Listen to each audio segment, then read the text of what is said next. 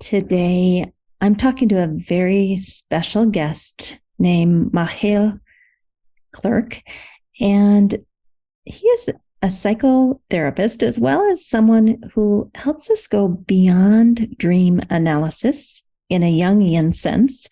He helps us to do something called dream incubation. And in this episode, we go deeply into what does that mean? How can we use our dreams to understand the deeper layers of our psyche and our consciousness, maybe things that we are scared to ask about, or maybe things we're unaware of, maybe even going as far as to understand that there might be multiple realities and timelines happening simultaneously, and that each of these realities can inform the others. So you might have one reality in your waking state, and you might have another whole set of characters and life experiences in the dream state, and they're not separate. Maybe they can actually inform each other. Now, one of the reasons I asked him to come on the podcast is because of this Yoga Sutra that talks about this. In Patanjali's Yoga Sutra, chapter 1, verse 38, Svapna, dreams, nidra, dreamless sleep, jnana, knowledge, support, alambanam, to provide the foundation. So basically what this Yoga Sutra is saying is that we can use our dreams to understand ourselves more deeply, our true selves, the part of us that maybe we get so busy during the day that we're not able to connect with that deepest part of ourselves, and that it's through our dreams that we can kind of come back home. And Machiel actually goes as far as to say that maybe some of our mental illness, whether it's anxiety or depression, has come from a disconnect. It's a messenger that we're actually disconnected from that deeper place within ourselves, and that this dream incubation and connection with our dreams can help us come back home to ourselves so that we can get back on the right track. And maybe through medication, but maybe through yoga practices, dream analysis, we can find a way to come home and understand what this deeper part of ourselves is trying to tell us, so that we are living through our dharma or our life purpose and burning off our karma. And to know that a couple of thousand years ago, Patanjali knew this. Patanjali put it in the Yoga Sutra and said, hey, there's this technique, and this is one way forward in terms of yoga.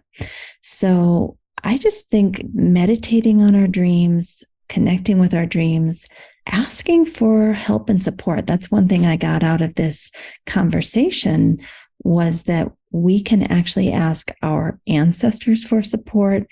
We can ask our spirit guides for support. At one point, Machiel goes into this whole thing about your daimon, your spirit guide, being there to support you and wanting you to take that support. It's a fascinating interview. Another last thing I want to say before we go into this and meet our guest is that in the last year, I have gone deeply, deeply, deeply into yoga nidra. And to me, that's very connected to this. I do a yoga nidra every single night to go to sleep. I do one every single morning when I wake up. And it gets me into this very, very deep state of meditation where I am connected to my true self. And I think that's really exciting, that there's an actual technique out there that most of us have access to, depending on which yoga nidra we choose. I personally am creating and writing my own yoga nidra and then taping them and saying them back to myself. So most evenings, going to bed ritual and the waking up ritual, I'm actually listening to my own voice take me back to my true self. And it's really powerful. We have Yoga Nidra Facilitators course coming up. We started every October and every March, so it doesn't matter when you're listening to this. You could join us twice a year. It's a 6-month program, And you could learn how to do that for yourself, how to create yoga nidras that are applicable to you. For example, I recently had my pet Twilight pass away, a 16-plus-year-old dog. And I did a yoga nidra to help me with grieving and staying connected to Twilight. It's beautiful. Every time I do it, I feel connected.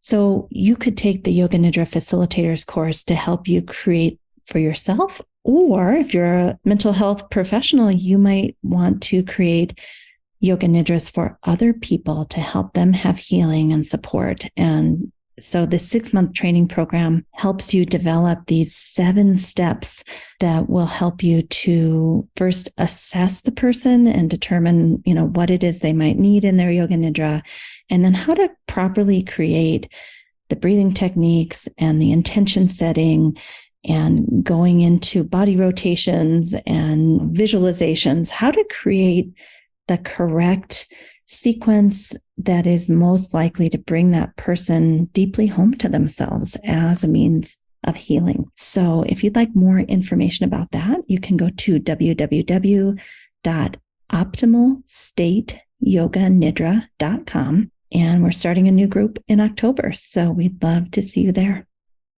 All right. With that, we are going to get into this interview. It is fascinating. I hope you enjoy it. And at the end of the interview, you are invited to do a practice tonight and every night, in fact. And I really hope you'll take that invitation. And I'll talk more about that in the closing after you hear the interview. All right, let's do it.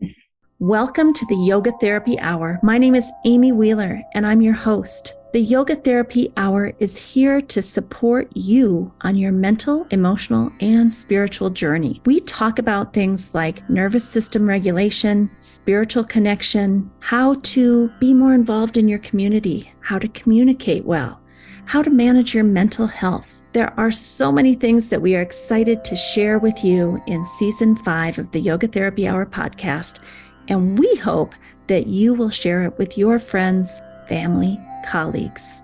All right, let's get into today's episode.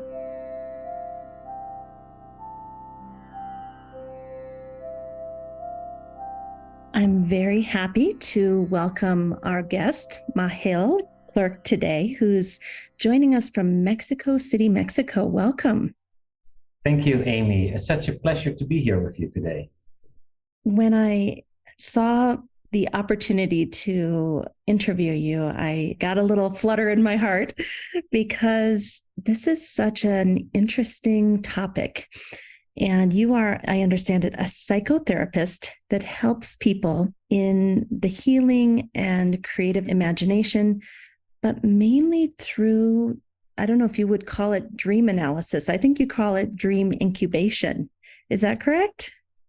Yeah, I probably would say even dream work or something to that extent that is broader than the classic way of analyzing dreams. And I wrote a book on dream incubation. That is the old technique where you ask your dream a question before you go to bed in order to elicit a response. So that is all part of the larger scope of dream work. And you've written a beautiful book called Dream Guidance. And we'll be putting that in the show notes and linking the domain of that so people can check that out. So when you say it goes beyond dream analysis, why don't you just frame that for us? Well, the classic way of working with dreams, and that I also recently again experienced, is that people ask, what does it mean if I'm bitten by a snake? And that's actually a really complex question. That it cannot even be answered that much. But that is where most people think about, it's dream interpretation or analyzing your dreams. However, dreams are experiences that we have at night. They're really worlds that we find ourselves in, and we have an experience. And there's so much more that we can do with an experience than just thinking what it means. We can sit in the energy of the experience. We can experience the different states of consciousness that is present in the dream. We can engage the dream or the dream figures and relate to them or talk to them. We can become lucid in dreams, in which we can more proactively do all kinds of experiments in the dream and ask for healing and creativity and fly around. There's a lot that one can do in the dream that goes way beyond dream analysis. And probably the ultimate step in dream work is to use dreams as a way to understand the nature of reality. How is the dream world constructed? And then you learn how that is constructed, and reality is constructed, and then you can achieve enlightenment according to some of the mainly Eastern traditions or Sufi traditions. The way that you describe that, it almost sounds like an alternate universe or an alternate timeline that you can be living in simultaneously to this reality that you and I are having in an awake state together, but that also maybe it can kind of cross over, that the two can inform each other.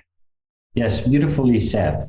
It's indeed the experience that anyone has, and anyone can verify that for himself when they go to a dream they recently had, or a dream that's pretty fresh or vital. One notices that you're in a world.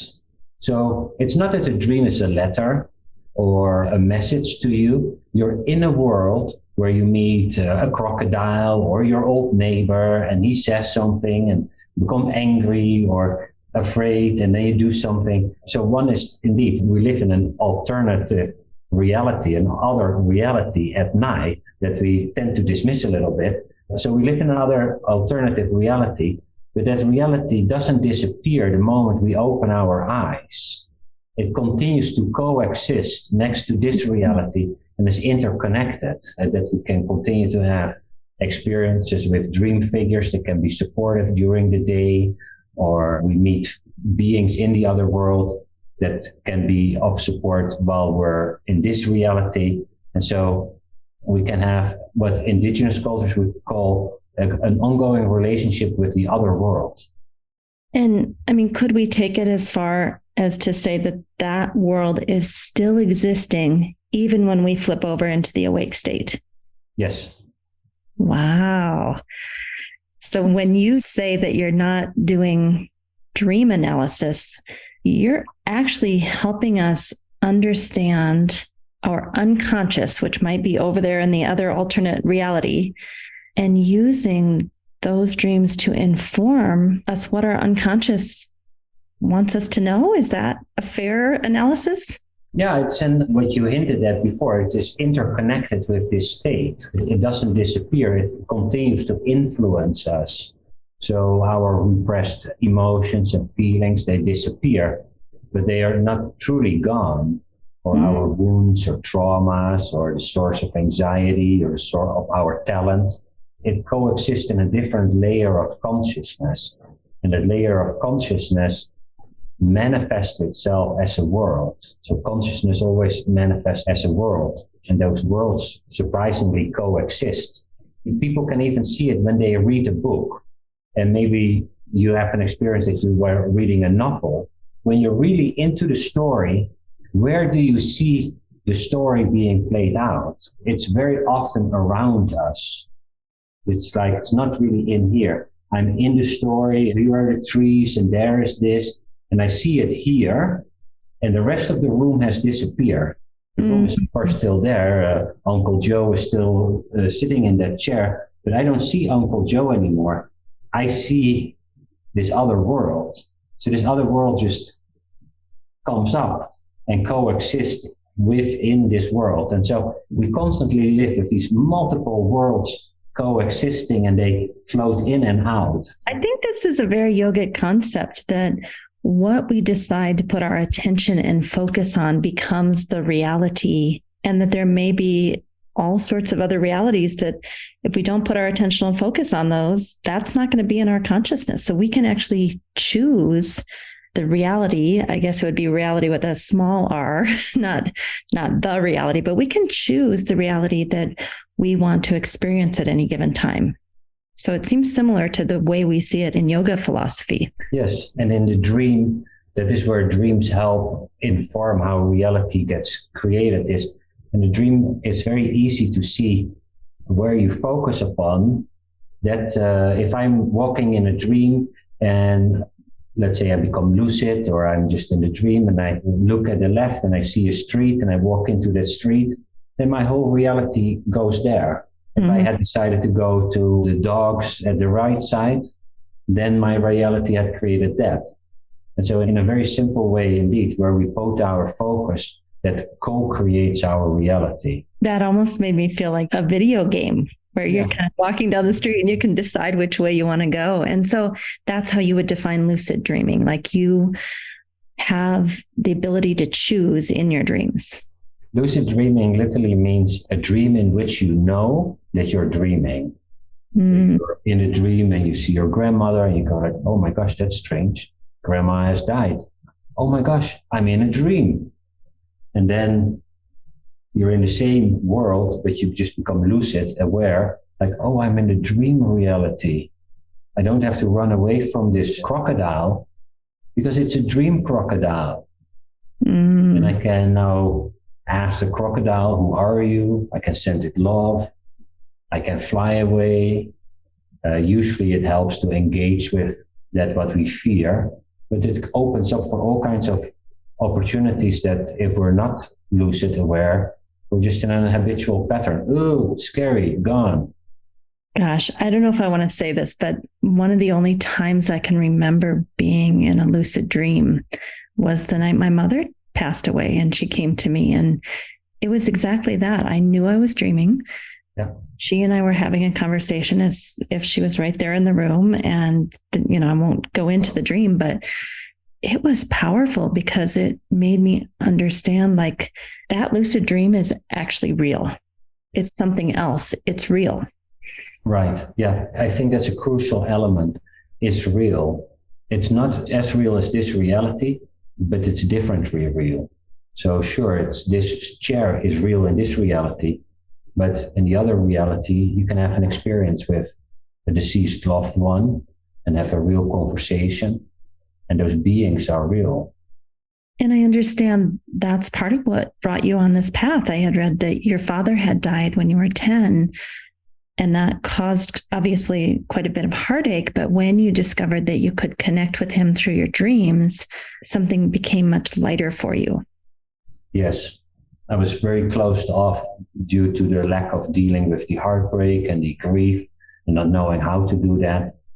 And then I started having dreams, and in a series of dreams, I encountered my father, and some of them I had the feeling, oh, this is a real visitation, and which brought to me the sense of, oh, life goes on after death, which was a huge insight, and it changes when that becomes one's own experience. Whether it's true or not, it's my experience, and that I can still have a relationship with him in the other world. Sure, we don't go for dinner anymore. He's there. And that was very healing to have that. I know there's people that want that. I remember some friends of mine saying, I'm asking for my mother or my father to come back and visit me, and I'm waiting and I'm longing. Is there a way to stimulate that and help people connect with their loved ones that have passed on?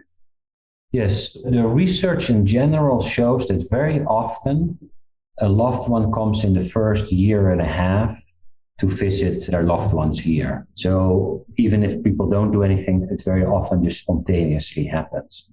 Then we can put out the intention and ask for, I would love to meet mom or dad or grandpa or whoever, partner, and go through a series of rituals or intention setting.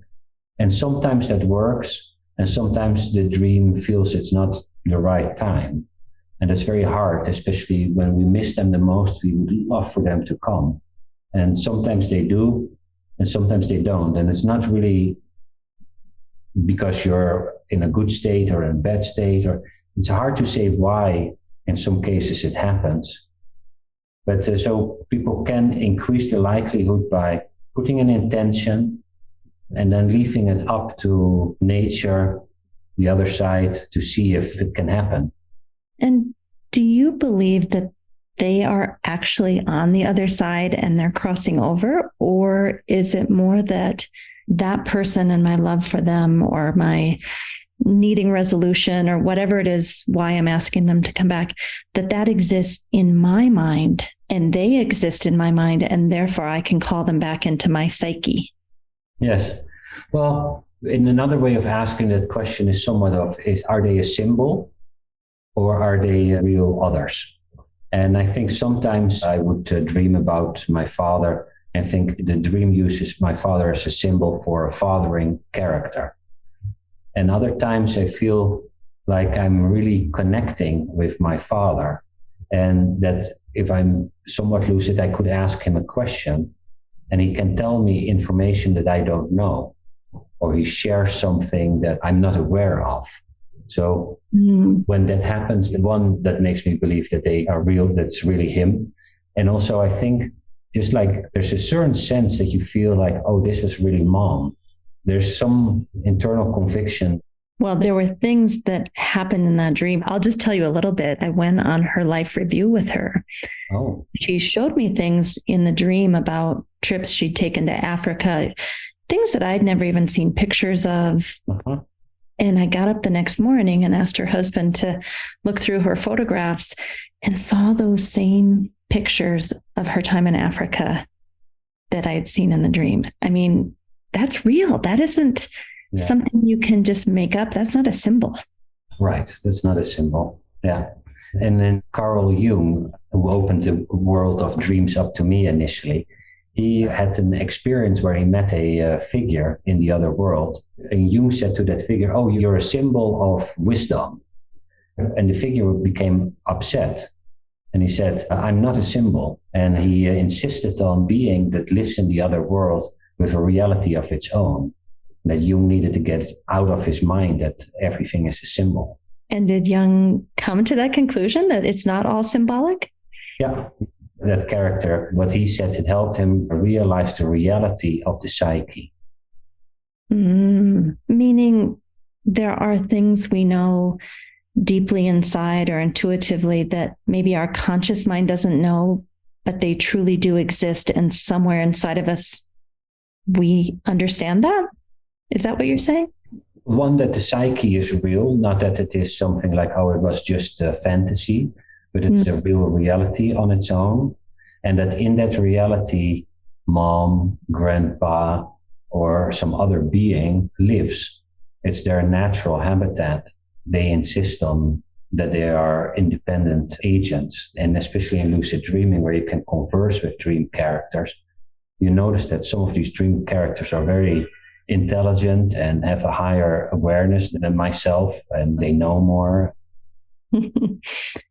And yet, could we flip it to say that sometimes the things we experience and the people and the places and the situations are symbolic for us to examine? Like when I read about your 4-step process of dream incubation, it seems to me that is maybe looking at the symbolic nature and what does this mean for me in this human form right now? Yes, that makes also dream work a bit of an art.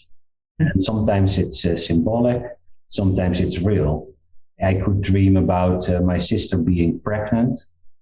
Now, it is possible that a dream informs me and I can check with her and then, oh, yes, I'm pregnant. And well, how did you know? Or, no, I'm not. And then I know, oh, some sister-ish kind of energy in me is pregnant, is fertile for something new to come into the world. And then it's more symbolic or a premonition, maybe. Yeah, or a premonition. That's the thing, we don't know, right? Well, no, we don't know. So we need to check and figure out. And sometimes it's more logic that something is symbolic than other times. The dream creates a world. The dream could portray, if I'm stuck in a certain way in my life, that I walk into a one-way street with a wall at the end. Then the dream would portray it as a world where I literally walk into a one-way street. That is a kind of a metaphorical, symbolic representation in a three-dimensional reality of the language that I would use of, hey, I feel I'm stuck. I don't know where to go. I'm in a one-way street. That is the language of dreams. So is there a danger here, though? Because a few years ago, I was in a dream. I was walking down a street in a town in Minnesota called Red Wing, Minnesota. And the entire street, all the storefronts inside the store was rose quartz stone. And I felt so blissed out and I felt so happy to be there. And I woke up and I was like, wow, what was that about? And for a couple of years, I've always loved that dream. I love the feeling of it. I love going back into it. And that energy just makes me so, so happy. But recently, I decided to move there for real. Mm-hmm. Can we take it too far? I mean, to a lot of people, no, I didn't move there because of the dream, right? There's many reasons, such as my parents live near there and, yeah. But do you think we can take these dreams too far and start making life decisions that actually make no sense based on our dreams? Yes, we can. When we misread the dream, so there's always an ethical sense that we need to have and a certain practicality. Once I heard a dream about someone needing to kill a child. Now, if you take that literal, you're in significant danger. The dream could say that, it would not really mean kill a child. It would be kill some childish part of yourself, killing like an end. That way of being so needy or throwing a temper tantrum needs to end. Right. And the dream could say that. So there remains an ethical, somewhat practical way of still being responsible. Do I feel this dream really means I need to move or could move? It makes a suggestion or not. And it's up to us to make a decision. But you can misread. People also misread synchronistic events sometimes. Say more about that. I think people kind of get ungrounded and go into these alternate realities in their mind. And like you said, we're no longer following ethical principles or dharma, as we call it in yoga, where you have responsibilities to people that you have made promises to and you can't just eject. So what about that? For example, if these realities merge, you get these synchronistic events. The crows fly away the moment that mom dies. The clock stops ticking when mom dies. I think about Uncle Joe and the phone rings and there's Uncle Joe. I open a book on just the right page for what I needed to know. And now I start living in somewhat of a magical world. And the world is really magical, but also can lead to, oh, I see the number plate of this car with the 3777, and now I need to follow this car wherever it drives. I might start misreading the signs as well. And so it remains an art. And in a certain way, the misreading leads to paranoia. And paranoia is a meaning disorder. I see meaning where there is no meaning. I start thinking that the number plate means I need to follow this car, or I was just thinking about the business and then I see my favorite 333, and now I'm going to do that without further reflection. Is that why someone would have a guide like you to actually make sure they're staying grounded in a reality that can support them as a human being, like right here, right now? Like, could they come to someone like you who's a psychotherapist and do the dream incubation together, but also have an outside reference point, like we say we need in yoga? You need someone to make sure that you're not misperceiving, that you're staying in your ethics. Is that something that someone like you could do for someone? Yeah, and like many of us can be a reference point. It's easier to ask the right questions, can check it, preferably even have had certain experiences so that they can help you a little bit navigate through transformative experiences in life. But it can also be a good friend, a good sister or brother. It doesn't have to be a healing professional, but it's very often helpful. I know in my own life, I've made much more progress because I've had a really good therapist that could help me than I ever could have done on my own. And especially if we're likely to float away.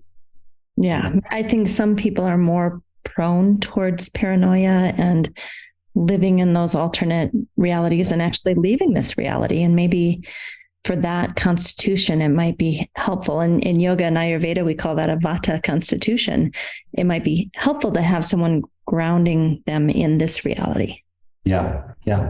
It comes back, I think at least I have one foot really well planted in this reality. Yeah. This reality matters. And I'm going to flip it again. I love going back and forth.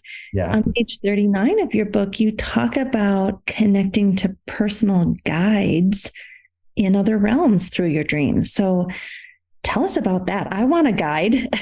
Maybe I have one and I just need to ask to meet it. That is it. The old idea that comes back in any culture around the world, the oldest idea, most widespread notion, is that we come into the world with a specific destiny, with specific karma, dharma to live out, but that with that comes also a figure that helps us and tries to keep us on the path. And that is either called spirit guide, or in the Greek tradition, that's the daimon. In the Roman tradition, it's the genius. North Africa, it's also a genie. A lot of traditions have imagined that we're actually not coming alone into this world, in the parallel world that we always have access to, and that there's a figure or figures that try to help us realize the reason we're here. I want to go into this a little bit. I go into the Greek version, the daimon. Yes. Because in your book, you say the Greek word eudaimonia, which is often translated as happiness or flourishing, means that you and your daimon are together. And it goes on to talk about the prime way to meet your daimon in your dreams is to nurture the relationship through your dreams by engaging in dream incubation. The daimon wants to help us. It will sometimes force that help upon us.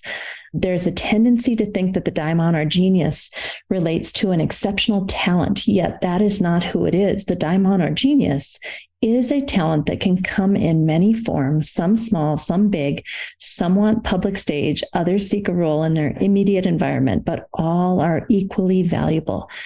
Can you tell us about that? Because so many people in, especially yoga therapy, talk about eudaimonia, but we don't talk about it in that way. So I want to compare and contrast that. Yes. The daimon is this figure that is there to help us, and we can ask its help through dream incubation. So we can ask the daimon, what would you like to do? Or what would be helpful in this situation? And then it will respond through a dream or through intuitions throughout the day. Because it's also there throughout the day, if we're really on our own path, doing our own talent, whether that is cooking or yard work or making a podcast or doing yoga, and we get a sense that we get in the flow of our life, that actually even time becomes a little bit relative. Time usually feels like, that was already an hour later. Those are moments that we merge with the daimon, and that the daimon lives through us. So the daimon is really the one that is drawing or doing yoga, and we are the vessel through which it can do its work. And we feel really good about it. And that particular form of feeling good, that is what the Greeks call eudaimonia. When you and your daimon are seen together, you do things that belong to you. And everyone knows times that they were in that flow. Sometimes it's happiness, but it's not like, ha ha ha, I'm so happy. It's like I'm fulfilled kind of happiness. It's funny that you mentioned the podcast, because that's how I feel every time I interview someone. I get into this altered state of consciousness, and it's exactly what you're describing. I feel like something else is living through me. So that's a beautiful way to think of it. And is that a being? The daimon, is it an actual being? Well, it's imagined usually as a being, and we feel it like a flow of energy. And maybe there's not much difference between it when it flows through us. In the dream, we would meet as a being. And very often it's in a dream take on the form and shape of someone we admire, or a movie star, or a sports hero, or a teacher, because normally we wouldn't recognize it in its normal form. So if people say, I don't know what's my spirit guide, well, look at who are the people you admire that you meet in the dream. Might your spirit guide take on the form and shape of that figure to engage with you? And is the alternate also true, that when I'm doing things where I'm ignoring my daimon and I'm clearly getting off track and choosing bad choices, and is my daimon unhappy then that I'm not staying close to it? It looks like the daimon starts getting restless, and that we feel restless, or we start feeling very anxious, or we start feeling depressed because that energy is no longer there. And then we know we're in the wrong place. And the depression and those problems are actually not disorders. Some are, but very often they're not really disorders. They're orders of the psyche to awaken us to, hey, you're strolling off your path. You're anxious because you're going in the wrong direction, and something in you feels like, oh yeah, I shouldn't be here, but you're ignoring it. And so the alarm system goes off, and it's better to listen to that alarm system. Or in a depression, very often people come in with a depression to me and then talk a little bit, and then it's like, oh yeah, I hate my job. Well, there's probably the source of your depression. Not always, but if you're in a job you hate or a relationship you hate, you get depressed, and you better not medicate that, but act on it to see what you can change about it. So interesting you should say that, because that's what I was thinking. Most of us, when we can't sleep or we get depressed or anxious, our first go-to, instead of evaluating our life and trying to find a way to get our heart and our mind reconnected, we want to cover those symptoms up. And that's not to say that some people don't need to be on medication, right? But it's so interesting that that is muting, in some cases, the part of you that's calling out for help. Yeah. And there you can use this dream incubation also as a way of, let's say you're very anxious, and then say, anxiety, what do you want to tell me? And then see what kind of dream shows up. It takes a bit of courage, but your diamond's going to be stoked. What? You want to know? Let's go. I'm going to tell you. Yeah. I thought you'd never ask. I thought you'd never ask. And then you very often see that the helpful side of the psyche, because of the face we show it, very often gets mirrored back. So if we're interested, it shows back interest. It always loves us. That's not really in question. But if we want to connect, it's delighted. If we want to go on our own, it lets us go, but there's some consequences to our actions. It's so interesting. In yoga philosophy, we talk about the Purusha, or the soul, and that it's kind of like you're riding in a car with your soul and then this physical, tangible body mind. And the two are riding together, but sometimes the body mind physicality manifestation takes over, and other times the soul is in charge. And it kind of reminds me of that we'd have a lot less suffering if we let the daimon, or the soul, be in charge, and we did the following as opposed to the reverse. Yeah. And we live in a culture that doesn't truly teach that. There's a dominance of the world is makeable, even in the manifestation ideas. I can manifest whatever I want, instead of what would my soul want to manifest? What's the karma that wants to live through me? It's a different question, and you get a different manifestation. A few minutes ago, you said that if you have the courage to ask that, tell me about that courage, because so many people that I work with, if they actually listen to that, they'd have to make major shifts in their life, and it would be total chaos. Yeah. So tell me about that courage and how people gain that, to be able to say, what do you want to live through me? Karma and dharma. Yeah. Well, I would treat this phenomenon within as a wise old woman or man. And you're visiting someone who has your best interest at heart. You're just going to be better off becoming who you are, realizing your karma, than escaping it. The escape will always lead to neurotic tendencies, psychosomatic problems, etc. Even if it's a security that's not really secure, being in a relationship that is not good for you. But sometimes choose the devil we know over the devil we don't know. But if we turn then to the wise old woman within or outside, wherever she or he or it lives, just imaginally we call it the wise old woman, then I'm really scared. Just share your concerns. I'm really scared to leave, or I'm really scared to do this. What is one thing that I could do? And then it starts helping, and you do as much as you can, and then you stop and you do a little bit more. But if you team up with the wise old woman, You get better insights, better intuitions. Things in the outside world start conspiring to help you. And you start noticing, hey, I'm not alone.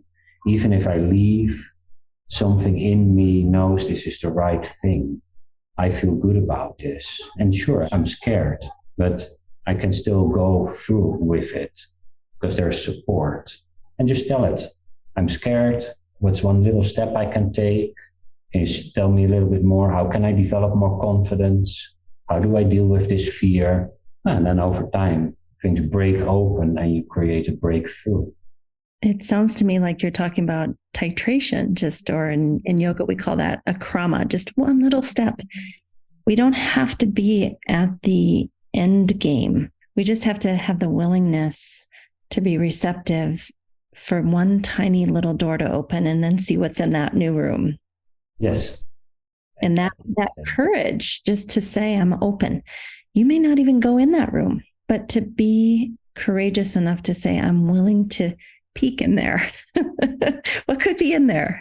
That's all. And then you just keep doing that over and over, right? Yes. And then one sees that life also changes. The position we take, so we show courage. And so it helps, it shifts and it becomes a little bit easier.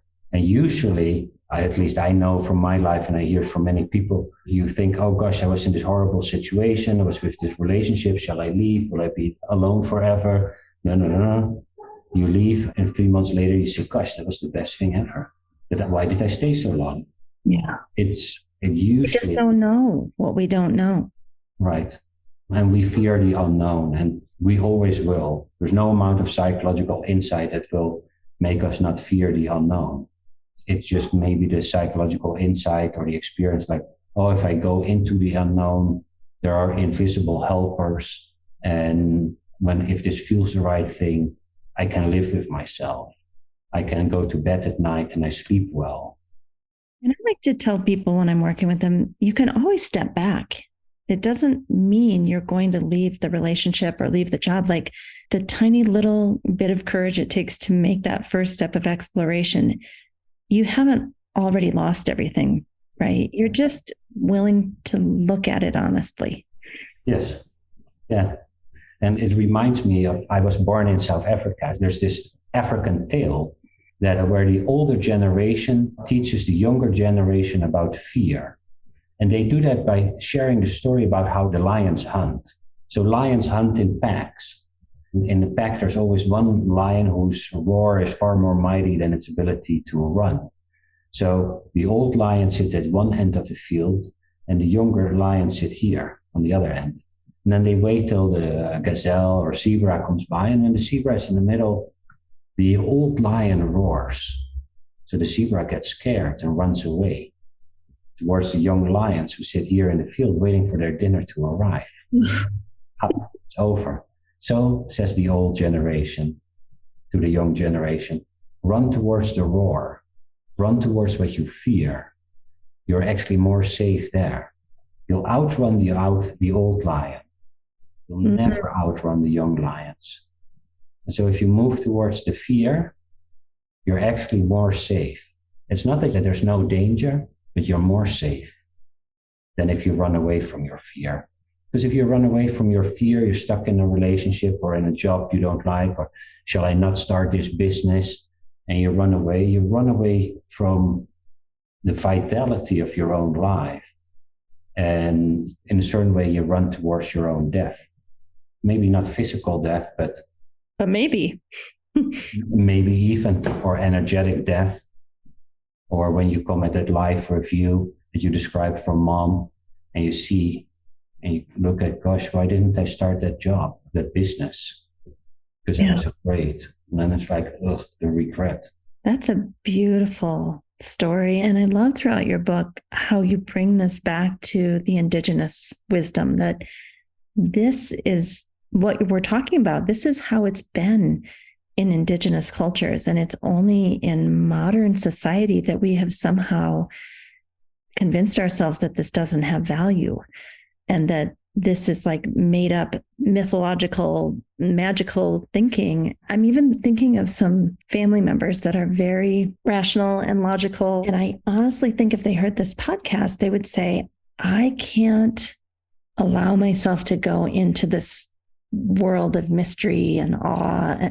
I got my kids to take care of. I got to focus. I can't even handle the first world I'm in. What would you say to that person? That by allowing the support that is in the second world to come in, the first world becomes slightly easier to live in. There's a lot of support, like the indigenous cultures and Jungian psychology think this enterprise that I am just a front man in a way larger enterprise. With me are the ancestors, the spirit guides, who knows what. And so I'm actually not alone. And if I connect with the others that are in me and live through me, I can function better. I love that answer. Yeah. Is there anything we haven't talked about today that you think is important for us to know that we could end on? Is there some special wisdom you'd like to share or a secret that we need to know? I would love to encourage people that have listened to this to ask their dream tonight a question. And I would encourage, take a question that is most of which the energy is most relevant on this moment. Like whatever it is, I've been thinking about how to lose weight. Great. I've been thinking, why do I always have argument with my mom? Do that. If there's nothing really speaking to you, I want to offer a suggestion to ask, for example, what is one thing I can do to love myself more deeply? Then write down the question. Talk to the dream, maybe do a little ritual like a prayer, a dance, maybe yoga for 5 or 10 minutes, light a candle, whatever comes up that shows that focus, intention to the other world, that you're really visiting the old wise woman or God or the divine or the larger awareness, and say, I've been listening to Amy and Machiel today. I'm not sure if this works. It was weird, but I want to try this. Tell me, why am I having so much trouble with my mom? Or what's one way I can love myself more deeply? Go to bed, sleep, write down the dream in the morning, and give it some time, because some dreams are clear. Some you just need to work a little, or you write it down in the morning, in the afternoon you read it again, and you're like, oh yeah, now I get it. So write it down and try this. Because we all have this support system within that's available to anyone, no matter education, or you need no practice, you don't even need to believe this. Try it, and then you get some dream support. You know, I'm going to see people for the next 5, 10, 15, 20 years, and they're going to come up and say, I listened to that strange podcast or that wonderful podcast. Yeah. Here's what happened. So I cannot wait to hear the stories that are going to result from that suggestion you just gave. And I want to give another suggestion because I've read it and I'm going to continue to read it. This book called Dream Guidance. And just so everybody knows how you spell your name, because it is Dutch and it's a little bit hard to understand if you're not Dutch. Your name is Machiel, and then Klerk. And your website is machielklerk.com. And anything else we need to know? Do you do workshops? I see that you have been at Esalen and some other places, but how could people work with you if they wanted to find you and do some of this work together? Yeah, thank you for asking. Well, actually, Esalen is going to be on August 25, 28 this month. It's going to be broadcasted, but if it's before, you can leave it in. There's still some space available there. And people can just go to this website. I'm a psychotherapist that works with a whole range of problems or challenges that people have, or they want to work on their dreams or creativity or any of that sense. They can subscribe to your newsletter on your website. I see it. It's somehow failed. Well, I'll work on that later. And is this your first book, or are there other books? Yeah, and you have the good fortune that Hay House picked it up, which means it's distributed all over the world. People can buy it through Amazon, but also on my website there are other book depositories that deliver worldwide.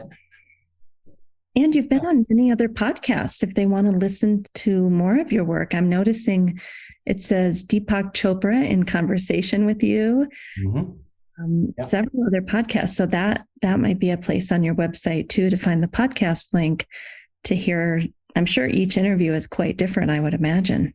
That's the interesting thing, that everyone brings their own angle to it, which makes it unique. We started out of a dream, a company called the Jung Platform, Jung Platform.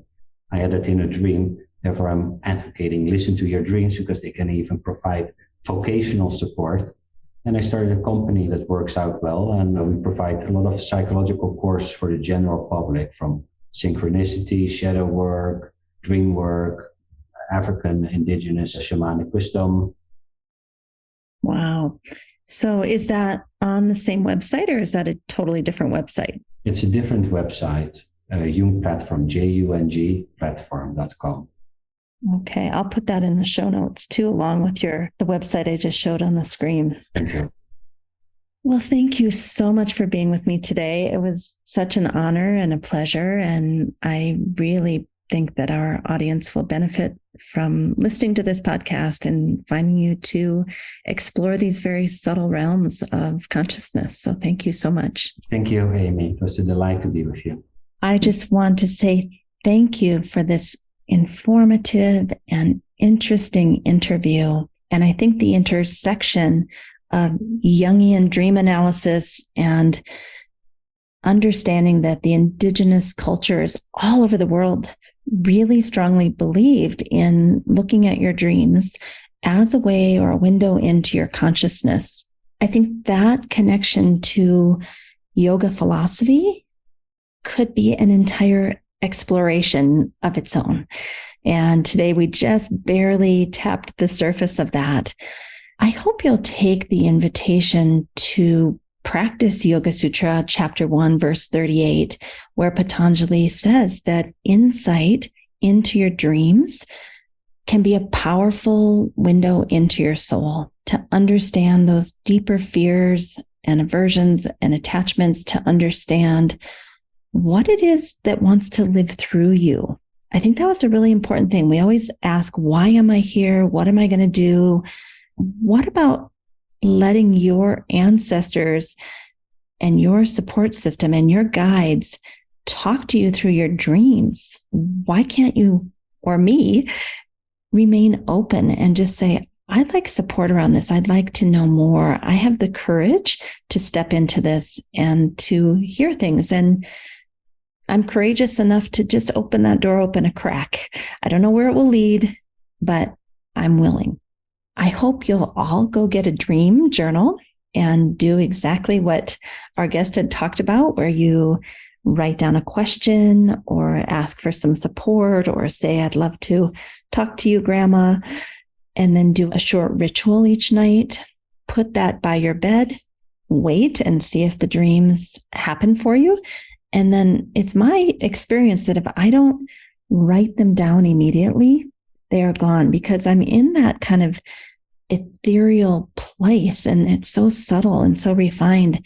And as soon as I pop out of it, I can't remember what was happening in there. So for me, I have to keep that dream journal and a pen right by my bed, because even waking up enough to go get the piece of paper and the pen to write it down, I'm already out of that reality. I can't go back in there very easily, usually, unless I fall back asleep, which I oftentimes don't have time for. So maybe we should try this. And when we see each other, we can share these beautiful dream experiences that we have and the wisdom that we gained from them as a way to come closer to our true self and to understand ourselves more deeply. So that is the dream challenge. And then also remember that the Optimal State has a free course on Kajabi called the Optimal State 12 Days of Yoga Nidra. It's completely free. You can find it on www.optimalstateyoganidra.com. Over 130 people have already done it in about 6 weeks, where it's a self-paced course. You just go in there and you do your 12 days of yoga nidra. And I think that might be a beautiful thing to do before bedtime also, or maybe when you're in that kind of ethereal state early in the morning. We're getting really great feedback. So many people are enjoying that free course, and we would love to invite you to join us also. Thank you so much for being with us today. We look forward to talking to you next week. And until then, be well. A special thank you to our team here at Optimal State. We are truly a global family. George Mantuan, one of our executive producers. Adam Satchel, senior media producer and sound engineer from the Philippines. Krishna Panchal, a producer from Canada. Modupe Abdullahi, who does the show notes and is an editor for us from Nigeria. And Peter Morley, who wrote and produced the music for this show, who lives in Australia. Find more about Peter's work at www.zenmusic.biz. Thank you for listening. We'll see you next time.